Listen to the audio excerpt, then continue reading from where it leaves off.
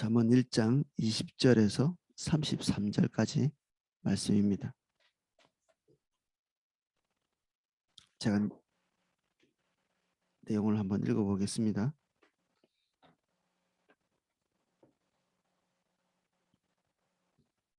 지혜가 길거리에서 부르며 광장에서 소리를 높이며 시끄러운 길목에서 소리를 지르며 성문 어귀와 성중에서 그 소리를 발하여 이르되 너희 어리석은 자들은 어리석음을 좋아하며 거만한 자들은 거만을 기뻐하며 미련한 자들은 지식을 미워하니 어느 때까지 하겠느냐. 나의 책망을 듣고 돌이키라.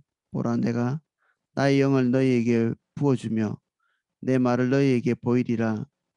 내가 불렀으나 너희가 듣기 싫어하였고 내가 손을 폈으나 돌아보는 자가 없었고 도리어 나의 모든 교훈을 멸시하며 나의 책망을 받지 아니하였은즉 너희가 재앙을 만날 때에 내가 웃을 것이며 너희에게 두려움이 임할 때에 내가 비웃으리라. 너희의 두려움이 광풍같이 임하겠고 너희의 재앙이 폭풍같이 일겠고 너희에게 근심과 슬픔이 임하리니 그때에 너희가 나를 부르리라.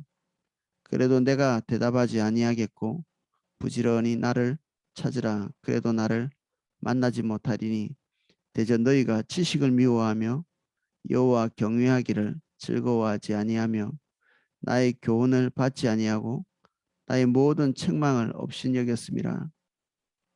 업신여겼음이니라. 그러므로 자기의 행위의 열매를 먹으며 자기 꾀에 배부르리라. 어리석은 자의 퇴보는 자기를 죽이며 미련한 자의 안일은 자기를 멸망시키려니와 오직 내 말을 듣는 자는 평안히 살며 재앙의 두려움이 없이 안전하리라. 아멘. 잠언의 전체 내용에서 의외로 하나님이라는 단어나 어떤 그런 대상이 노골적으로 드러나지 않는 경우가 많은데 오늘 본문이 그러한 본문 중에 하나입니다.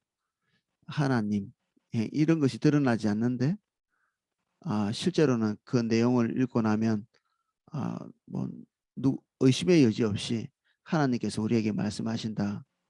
우리 그 에스더 같은 경우에도 그 본문 전체를 통틀어서 하나님이라는 단어 자체가 나오지를 않습니다.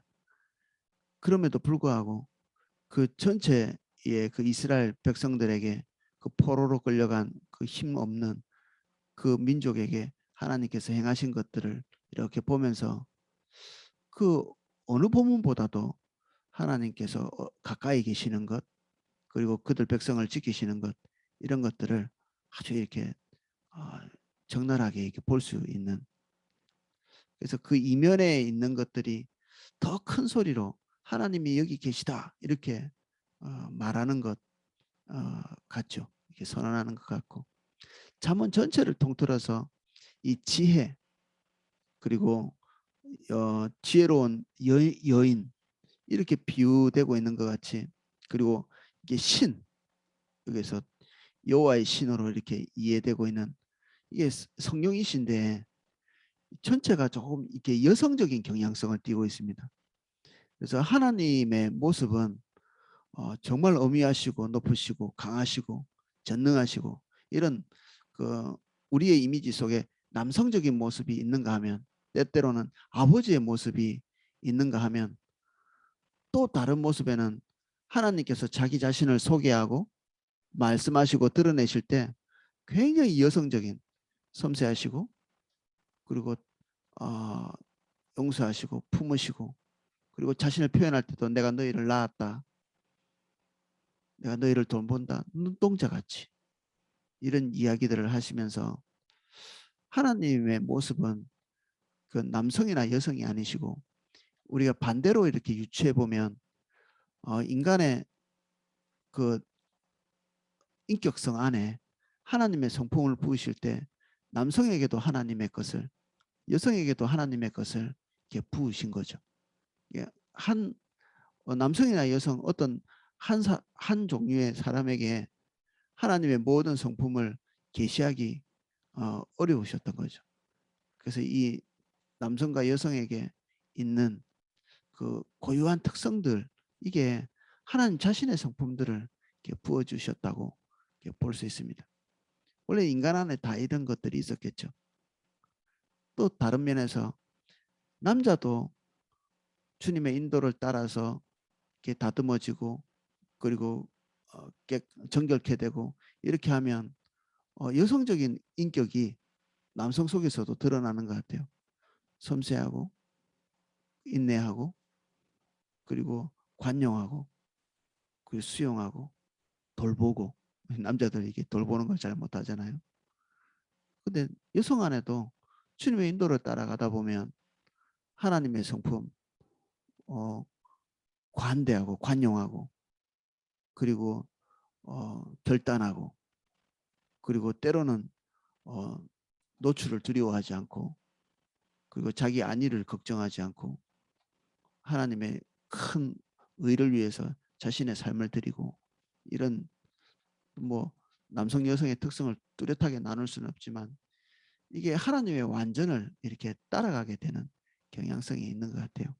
오늘도 다소 어머니가 자식을 훈계하는 것처럼 그런 뉘앙스를 가지고 훈계를 하고 있는데, 또 한면에서 이것은 은밀하게 이게 속삭이는 것이 아니라 굉장히 이게 노출된 곳에서 선언되어지고 있고, 그리고 그 하나님의 선언을 무시할 때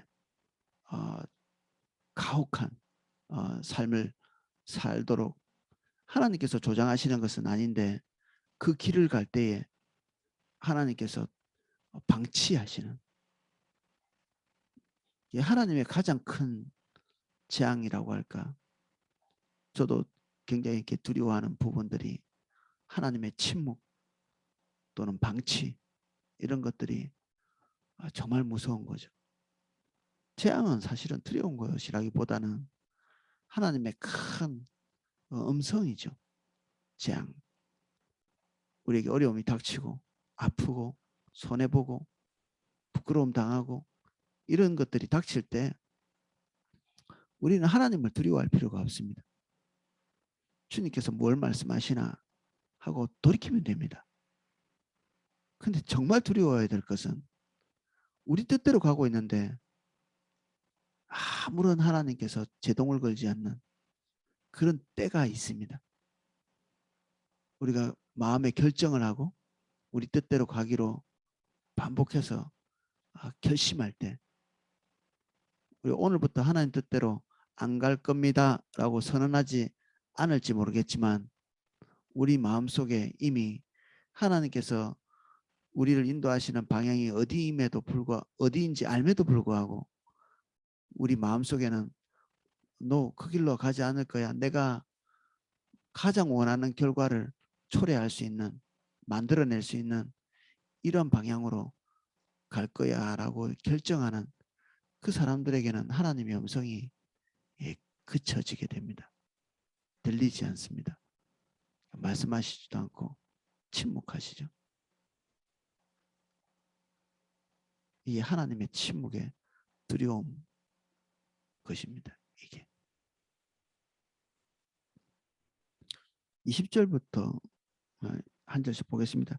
지혜가 길거리에서 부르며 광장에서 소리를 높이며 시끄러운 길목에서 소리를 지르며 성문 어귀와 성중에서 그 소리를 바라며 이르되, 하나님의 음성이 은밀한 곳에서, 그리고 특정적인 사람에게, 그리고 특정적인 조건에서 주어진 것이 아니라 우리 귀로 들을 수 있는 명료하고 그리고 노출된 환경에서 하나님의 음성이 선포되는, 하나님의 백성들에게 선지자들이 가서 선포할 때 은밀한 곳에서 선포하지 않거든요.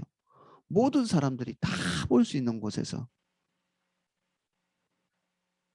심지어는 그들이 이렇게 하나님의 음성에 대해서 심상하게 생각할 때 어떤 선지자들은 그 선지자의 행동 언어라고 부르는 시청각 교육이죠. 일종의 에스겔 같은 경우에 그런 케이스인데, 좀 납득이 되지 않는 그런 행동들.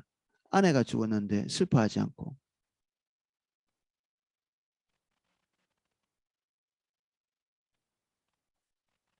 이것은 그 뒤에 너무나 혹독한 재앙이 오기 때문에 가장 가까운 사람들이 죽어나가는데도 슬퍼할 기력조차 없는 이스라엘 백성들의 운명을 상징하는 거였거든요. 그래서 인분불에, 그 똥이죠. 인분불에 떡을 구워 먹고, 떡을 아주 미세하게 그 저울로 달아서 음식을 먹고, 그리고 머리카락을 공중에 휘날리면서 칼로 쳐서 백성들에게 이 기괴한 행동을 통해서 하나님께서 그들에게 말씀하고 계시는 이 말씀의 엄중함을 나타내고 있는데, 이러한 것들이 은밀한 곳에서 행해지지 않고 어느 일정 시점까지는 어, 굉장히 이게 흔하게 보이는 하나님의 말씀입니다.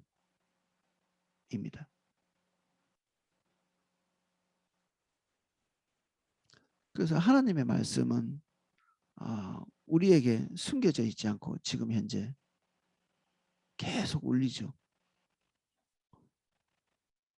그 물리적으로 우리 귀에 들리기도 하지만 한면에서는 우리 마음 안에서 성령께서 아주 선명하고 또렷하게 우리의 마음을 두드리십니다. 때로는 죄책감으로, 때로는 감정이 없지만 뚜렷한 정보, 명료한 생각, 우리가 어디로 가야 되는지 우리 양심이 말하고 있는 교회 예배당에서, 오이코스에서, 그리고 이런 모임을 통해서, 10시 예배를 통해서, 이사야 62시간을 통해서, 우리 큐티하고 지금 하고 있는 이런 과정을 통해서 하나님께서 말씀하고 계시죠. 감사한 일이고 좋은 일인데 이것이 항상 우리에게 들려지지는 않는다는 것입니다. 22절, 너희 어리석은 자들은 어리석음을 좋아하며 거만한 자들은 거만을 기뻐하며 미련한 자들은 지식을 미워하니 어느 때까지 하겠느냐. 어제 어리석은 자들, 이 뭔가를 모르는 자가 아니라 너무나 많은 정보들을 다침없이 온갖 것을 수용하는 자들, 이게 어리석은 자라고 어제 나누었죠. 정보가 적은 자가 아니라 너무나 많은 정보가 있는 사람, 이 사람이 어리석은 자입니다. 여기에도 휘둘리고 저기에도 휘둘리고 이런저런 모든 정보들을 다 기웃거리는 이 어리석은 자입니다. 우리는 뭔가를 더 알기 위해서 요즘 같은 경우에는 그 말세의 징조같이 빨리 왕래하며, 이게 말세의 징조 그렇잖아요. 빨리 왕래하며 지식을 더하리라. 우리가 어떻게 하면 좀 더 빨리 달릴까? 교통수단이 점점 이렇게 발달하고 있고 빨리빨리 다니고 더 많은 정보를 더 많은 정보를 수집하기 위해서 천둥 소리가 울리네요. 지금 들리셨나요? 예, 여기는 지금 이렇습니다.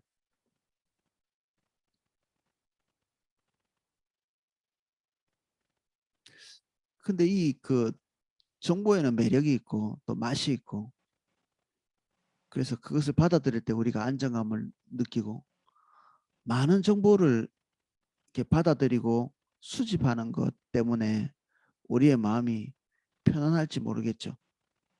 우리는 하나님처럼 전지하고 싶어 하는 것 같아요. 모든 것을 다 알고 싶은 충동.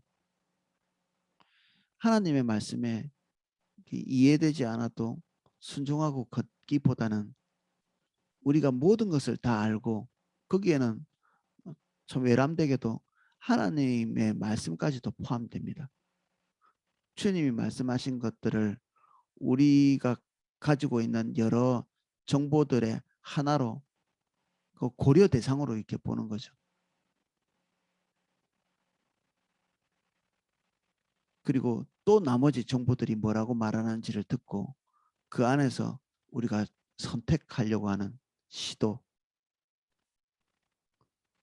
그러면 하나님께서 우리에게 말씀하시는 것보다 더 포괄적이고 우리에게 더 행복을 가져다 주는 더 나은 하나님의 말씀만 이렇게 따라가는 사람보다 더 나은 결과를 가져올 것 같은 느낌이 들기 때문에 그렇게 하는 거죠. 더 많은 정보들을.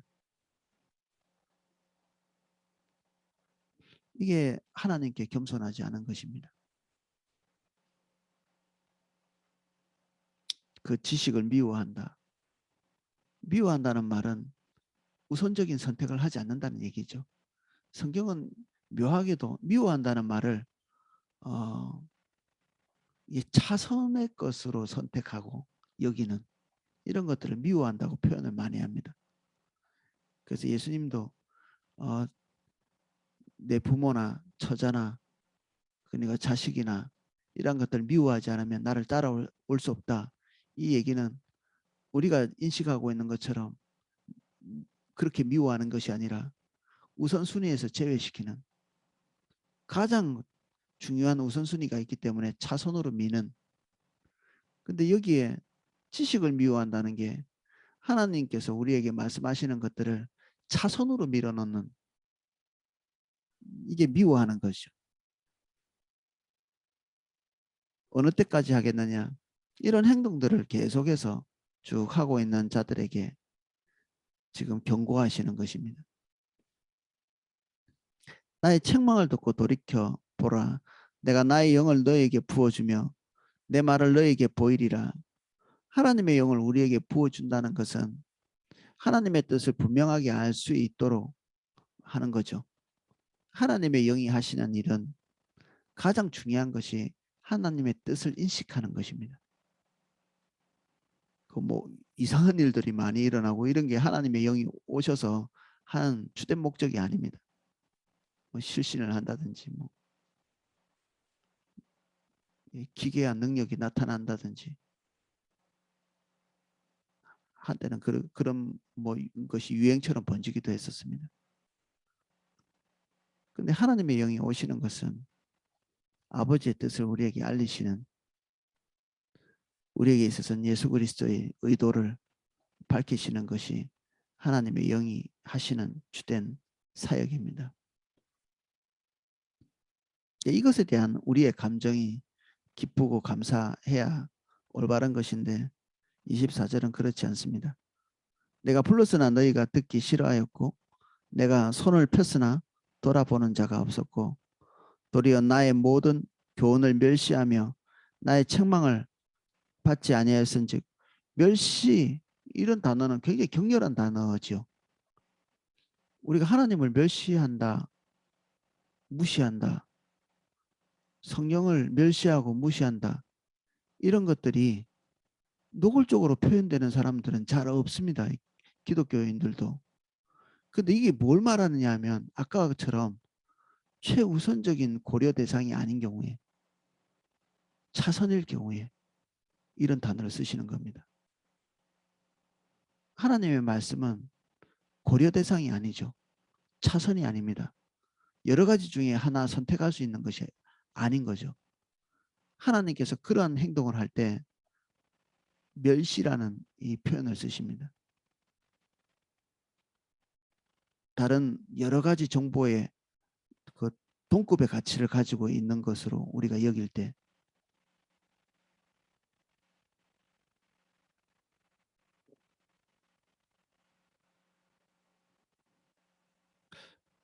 너희가 재앙을 만날 때에 이런 25절까지의 행동들 하나님의 말씀이 우리에게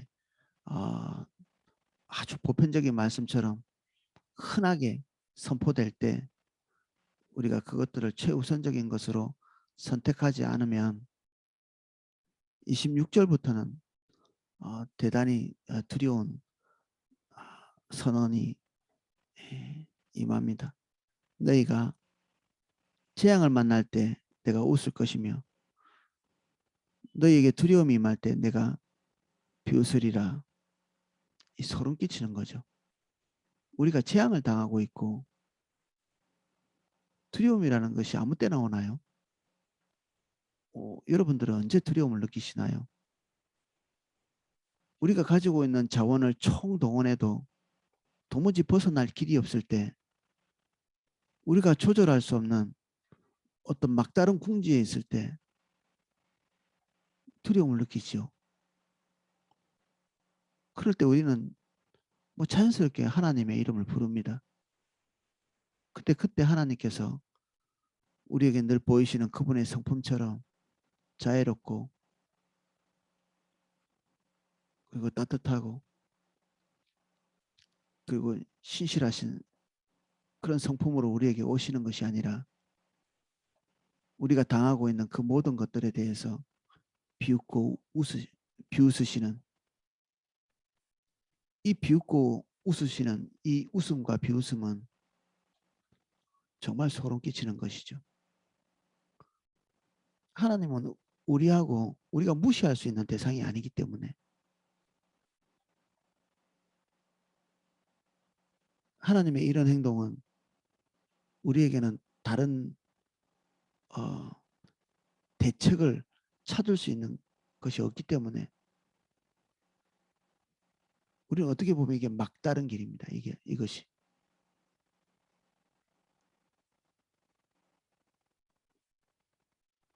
그래서 우리가 선택한 모든 선택의 그 결과들을 고스란히 우리가 수용해야 되는 그런 지점이 오죠. 삭감되지 않는 재앙입니다. 삭감되지 않는 씁니다. 이것이.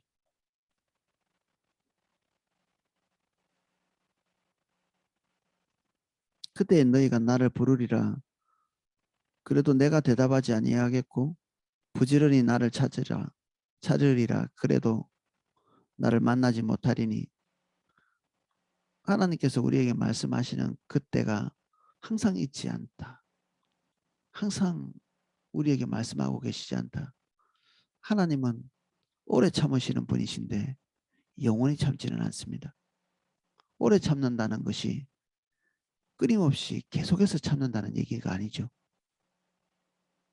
한 번의 실수, 한 번의 미끄러짐 이런 것을 통해서 하나님이 우리를 떠나시고 그렇지는 않습니다. 하나님은 실수에 민감하시지 않습니다. 근데 우리의 결정에는 민감하십니다. 우리가 하나님의 말씀을 선택하지 않기로 결정하는 그때에 그리고 때때로 하나님께서 우리에게 한두 차례 채찍을 동반하셔서 우리가 하나님의 말씀이 우리가 선택한 것과 다르다는 사실을 알리실 때 우리가 주님께 돌이키면 좋지만 그렇지 않을 때는 그 뒤에는 이제 채찍마저도 이렇게 사라지고 아까 말했던 그 침묵 여기에 나오는 재앙들은 지금 여기 말하고 있는 재앙 광풍같이 많은 그런 두려움들은 하나님의 채찍이 아닙니다. 똑같은 재앙 두려움도 하나님의 채찍으로서 의미도 있지만 하나님의 방임, 하나님의 방치 이것을 말하는 것이 그 기도하거든요. 그래서 전자와 후자는 굉장히 의미상으로 다르죠. 하나님의 임재와 하나님의 사랑과 관심이 있는 상태에서 우리의 삶의 재앙과 채찍이 올 때에 우리는 뜨끔하면서 주님께로 돌이킬 수 있죠. 근데 후자는 재앙이 아무리 많이 우리에게 쏟아진다 할지라도 하나님의 은혜가 완벽하게 거친 상태에서는 회개라는 것이 없습니다. 우리 요한계시록에 보면 하나님의 아들 예수 그리스도께서 심판주로 오시는 그 하나님의 광채가 그대로 땅 위에 있는 사람들에게 노출될 때, 그들에게 하나님의 광채가 비칠 때 그들이 부인할 수 없는 사실이 눈앞에 펼쳐짐에도 불구하고 그들이 돌이키지 못하거든요. 그들에게 온 재앙들은 인류 역사에 한 번도 일어나지 않았던 무섭고 두려운 것임에도 불구하고 그들이 돌이키지는 못합니다. 지옥에 있는 사람들은 어마어마한 고통 속에 있는 것이 성경에 여러 차례 증언되고 있는데 돌이키지는 못합니다. 이를 갈고 후회할 뿐. 이 후회는 죄에 대한 후회가 아니죠. 이를 가는 것도 자기 죄에 대한 후회로서 이를 가는 것이 아닙니다.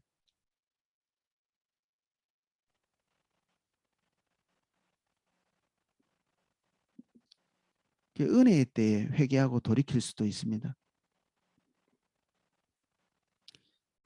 대저 너희가 지식을 미워하며 여호와 경외하기를 즐거워하지 아니하며 나의 교훈을 받지 아니하고 나의 모든 책망을 없이 여겼습니다. 교훈은 다소 부드럽고 그 평안 가운데 주시는 하나님의 음성이지만 책망은 채찍을 동반하거나 또 우리 인격을 모독하면서 찾아오는, 우리 감정적으로 상하면서 이렇게 찾아오는 교훈입니다. 이것도 하나님의 음성입니다. 이러한 것들을 우리가 옆으로 제쳐놓을 때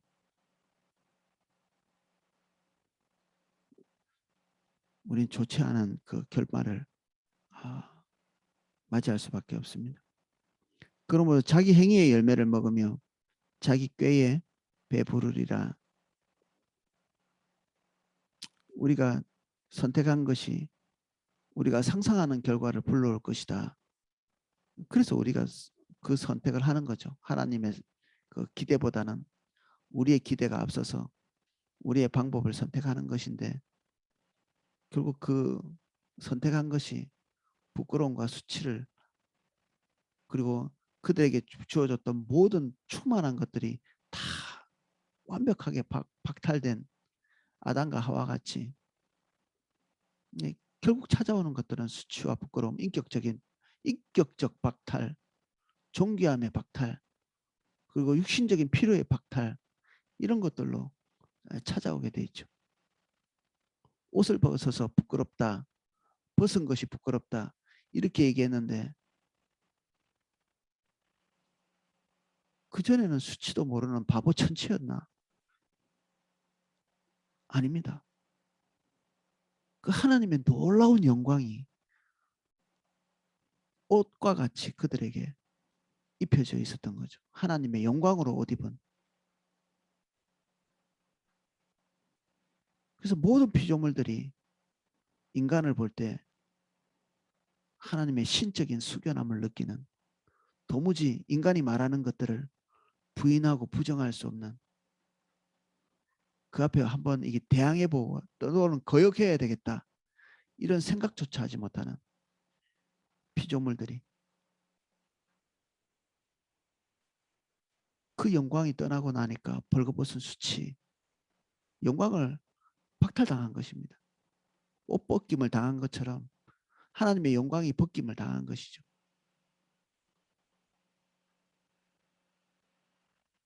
피조물들도 말 듣지 않기 시작합니다.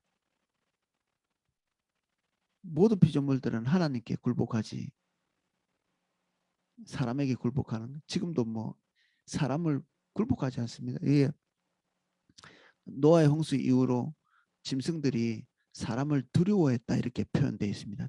무서워했다.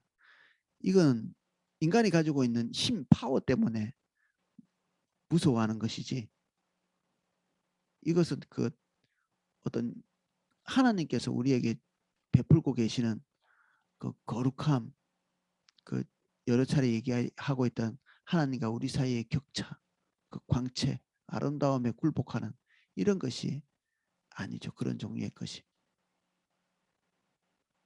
그래서 아담과 하와가 세상을 통치할 때 피조물들이 그 통치를 기뻐했을 것입니다. 즐거워하고. 그리고 인간에게 복종하는 것을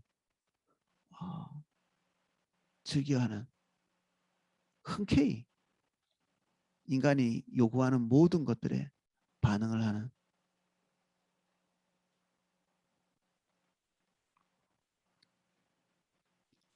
근데 하나님의 말씀을 떠나고 그 하나님의 그 은혜를 떠나는 동시에 피조물들의 그 모든 것들이 사라져 버리죠.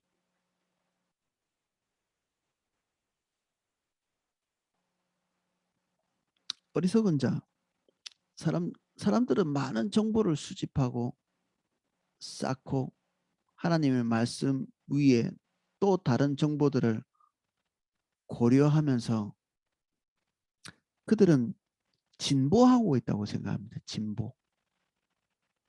성경은 퇴보라고 말합니다.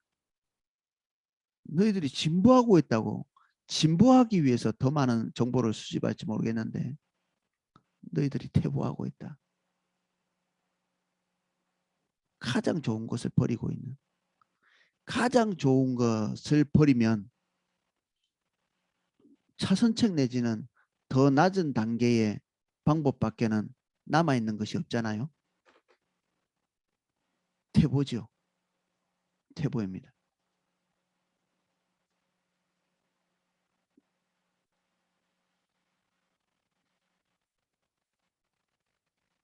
그 철학의 사조들이 좀 그렇게 흘러갑니다. 철학의 사조들이 우리가 성경적인 가치관을 가지고 성경에 있는 것들을 철학적 사조로 할 때 기독교 유실론 이렇게 부르는데 기독교 유실론을 탁 떠나잖아요. 그 다음에는 이실론, 자연주의, 실존주의 이런 것들로 이렇게 세상을 보는 관점들을 완벽하게 세상을 바라보기 위해서 냉철하게 바라보기 위해서 부단히 노력하지만 냉철하게 바라본다고 하는 그 지성이 늘 이렇게 자기 당착에 빠지게 되어 있습니다. 질문하는 것에 대답하지 못하는 점점 더 자기가 말한 것이 한 두세 발만 더 가면 모순으로 와서 닥치는. 그래서 하나님을 맹렬하게 비난하는 사람들과 얘기를 하면 한 두세 마디 건너뛰면 그들이 몰라라는 단어를 쓸 수밖에 없는. 우리 기독교인은 모든 것에 다 대답할 수 있습니다. 성경적 가치관을 가지고 있는 하나님이 주신 지혜를 가지고 있는 모든 사람들이 그 대답에 대해서 그들 질문에 대해서 완벽한 대답을 해낼 수 있습니다. 이 최선의 것을 버리고 나면 이런저런 대답을 한다 할지라도 두 마디만 지나가면 세 마디만 지나가면 모순된 오답을 자기 스스로 발견할 수밖에 없죠. 어리석은 자의 태보는 자기를 죽이며 미련한 자의 안일은 자기를 멸망시키려니와. 미련한 자의 안일이 뭐 퍼져서 아무것도 안 하고 있는 것이 아니라 가장 최선의 것들을 방치하고 그것에 대한 두려움, 경각심이 없는 상태죠. 그런 것이 자기를 멸망시키고 오직 내 말을 듣는 자는 평안히 살며 재앙의 두려움이 없이 안전하리라. 저는 우리 아이들이 실패하고 돌아오면 그걸 뭐 별로 싫어하지 않습니다. 근데 제 아내는 어떻게든지 이렇게 실패하지 않고 이렇게 하려고 막 아둥바둥 애를 쓰거든요. 여성적인 거죠. 어머니적인 것이고. 하나님께서 우리에게 원하시는 것은 마치 온실 속에 있는 화초같이 하나님의 보호, 하나님의 그 영역 안에서 그 재앙에 들어가지 않고 하나님이 주시는 평온의 삶을 살아가는 것입니다. 우리가 그것을 떠나서 그 바깥으로 나가면 하나님의 보호가 사라지죠. 이것은 하나님의 인격성이 포함되어 있기도 하지만 한편에서는 아, 자업자득인 인과응보 같은 우리가 선택한 것에 대한 결과를 이렇게 마시게 되는 오늘 우리가 잠언의 말씀 이것의 가장 그 큰 소리는 분기점이죠. 하나님이 말씀하실 때 이건 영원하지 않고 그 말씀을 선택해야만 한다. 그 선택하지 않을 때 그 뒤에 우리가 생각하는 것처럼 하나님의 은혜가 지속되는 그런 일은 없다. 이게 하나님의 파가 하나님의 시간과 우리의 시간의 큰 상이점, 다른 점입니다. 우리는 크로노스에 익숙하죠. 계량하는 시간입니다. 계량. 10시간 남았어. 나한테 1년 남았어. 6개월 남았어. 이건 계량할 수 있는 시간입니다. 이게 크로노스인데 우리가 이것에 익숙하다 보니 하나님의 시간인 카이로스에 둔감합니다. 하나님의 시간은 어느 시점에 하나님의 의지를 담으면서 풍성히 작용했다가 어느 시점에는 아무것도 없는 완전히 사라진 그런 때가 오게 되는 것이 하나님의 이 카이로스입니다. 이것을 하수 하나님의 은혜를 강같이 흘려 보내주십시오 이렇게 얘기하는데 우리가 성경에서 말하고 있는 이 하수가 와디인데 이 와디의 특성은 우리나라의 그 강처럼 사시사철 이렇게 물이 있는 그런 게 아니고요. 한때는 정말 풍성하게 물이 많은 것처럼 창이랑 강물처럼 이렇게 보이지만 건기가 되면 이게 강이었는지 흔적조차 찾아볼 수 없는 메마른 그냥 맨바닥을 드러낸 그런 강. 이것이 하나님의 은혜를 상징하는 와디입니다. 하나님의 은혜가 어느 시점에는 강바닥을 드러낸 와디같이 물 한 방울 찾을 수 없는 그런 때가 올 수 있습니다. 우리 코로나가 우리가 상식적으로 생각했던 것들을 한순간에 그냥 다 앗아가 버렸잖아요.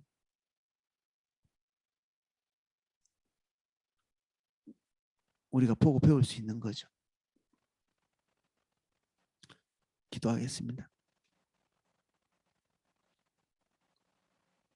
오늘 은혜가 있다면 지금이 은혜 받을 만한 때입니다. 오늘 말씀이 선포되고 있다면 주님이 지금 우리 가운데 계신 것입니다. 항상 이 은혜가 이 임재가 있지 않습니다. 우리가 하나님의 말씀을 차선으로 밀지 않게 해주십시오. 하나님의 기대를 차선으로 밀어놓지 않도록 성령께서 우리를 두드리시는 그 음성에 우선적으로 반응할 수 있도록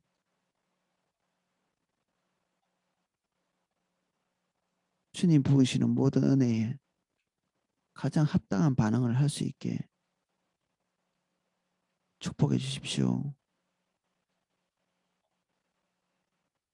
이 시간 우리가 각자 한 사람 한 사람 개인에게 주시는 하나님의 음성을 향해서 귀를 기울입니다. 그 음성에 반응할 수 있도록 도와주십시오.